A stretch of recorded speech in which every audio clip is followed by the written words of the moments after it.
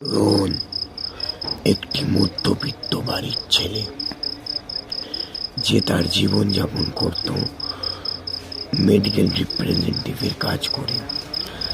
রাস্তার ধারে তার বাড়ি, পাশ দিয়ে বাইক গেলে আওয়াজ হয়, হর্নের আওয়াজ হয়।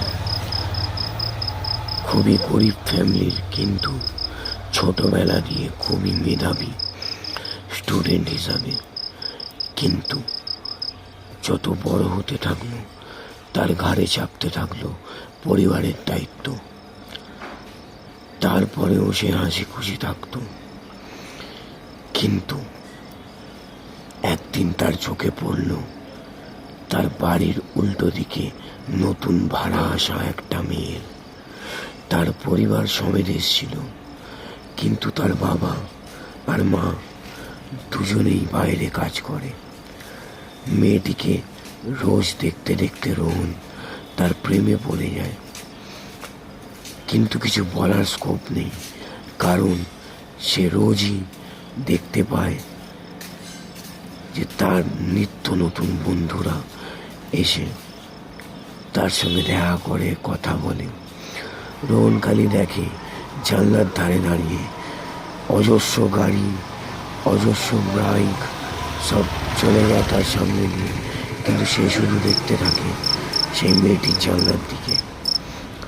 একদিন তার চোখে পড়ল সেই জানলার ভেতরের পর্দাটা অল্প বিস্তর ফাঁক, আর তার ভেতর দিয়ে দেখতে পেল যে সেই মেয়েটি একটা ছেলের সঙ্গে প্রেমের অভিলাষার মধ্যে লিপ্ত। কিন্তু সে দেখেও নিজের মনকে শান্ত করতে পারল না। ধীরে ধীরে চেষ্টা করলো মেয়েটিকে বলার, কিন্তু মেয়েটি তার দিকে ঘুরেও তাকায় না।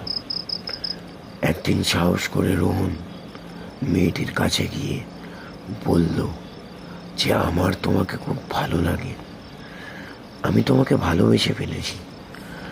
কিন্তু তার রিয়াকশনে মেয়েটা তখন কিছুই বলল না, চলে গেল ওখান দিয়ে সিঁড়ে। যাওয়ার পরে যখন ঠিক রাত 9টা বাজে, পুলিশ এসে রোহনের গেটে ঠক ঠক করে আওয়াজ করল। রোহন গেট খুলল। গেট খুলতেই পুলিশ অফিসার বলল, তুমি নিত্য নতুন পাড়ার মেয়েদেরকে ডিস্টার্ব করো, চলো। বলে রোহনকে টানতে হিজড়াতে নিয়ে গেল পাড়ার মধ্যে, সবার সামনে দিয়ে নিয়ে গেল রোহনকে টেনে হিজড়ে। রোহনের খুব অপমানিত লাগলো, কিন্তু থানায় গিয়ে কিছুই প্রমাণ হলো না। কেন? রোহনের প্রতিবেশীরা সবাই এসে বলল, এই ছেলেটি তো এরকম নয়, ছোটবেলা দিয়েই ও খুব মেধাবী, আর এরকম কোনো ব্যাপার এ তো তার আগে কোনোদিন শোনেইনি ওর বিষয়ে।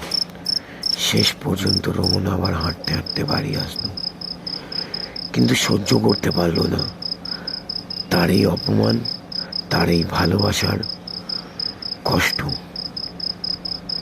গলায় দড়ি দিয়ে মারা গেল রোহন। এইভাবেই শেষ হয়ে যায় কোটি কোটি মানুষের, কোটি কোটি গরিব মানুষের ভালোবাসার উপন্যাস।